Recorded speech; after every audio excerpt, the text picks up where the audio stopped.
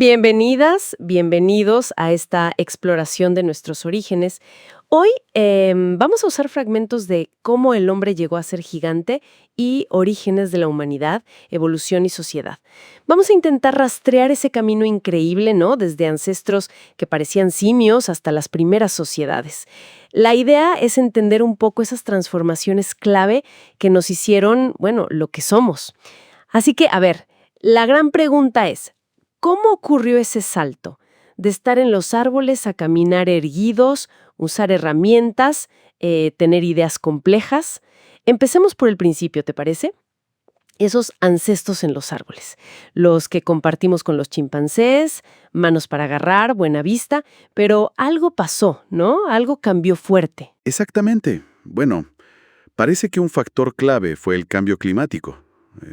Los bosques se redujeron y eso, digamos, forzó a bajar al suelo más seguido.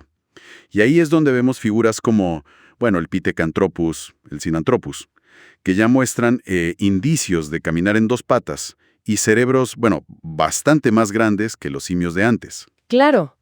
Y esa diferencia física, lo de caminar erguido, fue más que cambiar de postura, ¿verdad? Porque liberó las manos. Pienso en lo que dicen las fuentes de la boca.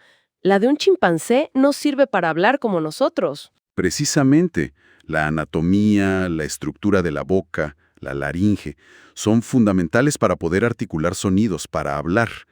Pero incluso antes de eso, el bipedalismo, fue una revolución. Liberar las manos para hacer otras cosas, no solo moverse. Eso implicó cambios tremendos en el esqueleto, la pelvis, la columna, los pies. Fue un proceso de cientos de miles de años, ¿eh? No fue rápido.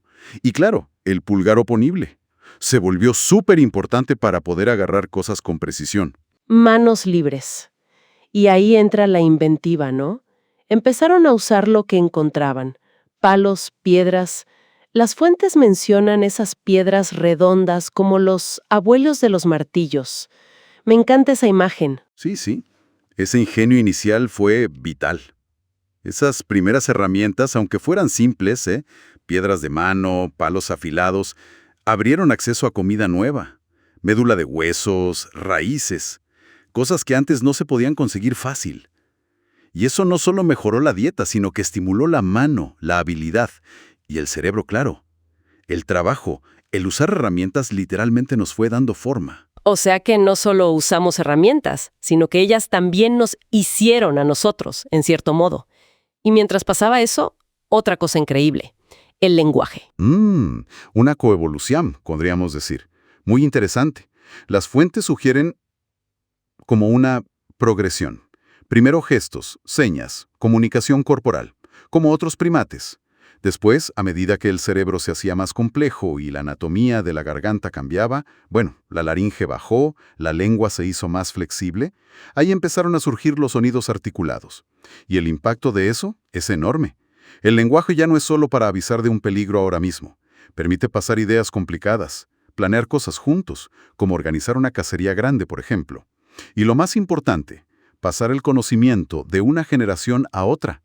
Eso es cultura.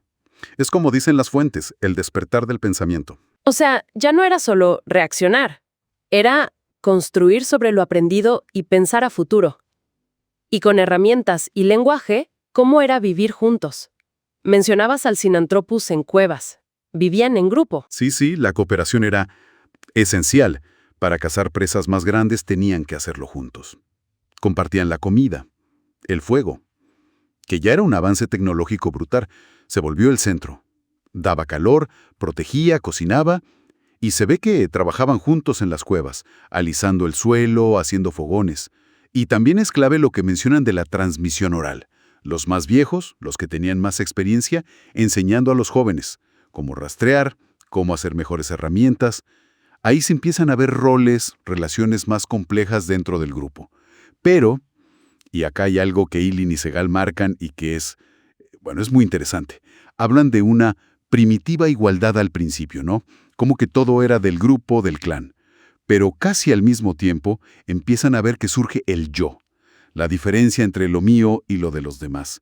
Una señal temprana de la individualidad y quizás de las primeras ideas de propiedad incluso dentro de ese grupo que cooperaba. Que Qué complejo, ¿no? O sea, un viaje que empieza en la biología pura, Ujú. el cuerpo cambiando, las manos libres, las herramientas que a su vez cambian el cerebro, el lenguaje que permite pensar distinto, crear cultura. Y la base de todo es cooperar, pero con esa semillita de lo individual apareciendo casi desde el vamos. Exacto. Un camino fascinante. Y bueno, eso nos deja pensando, ¿no?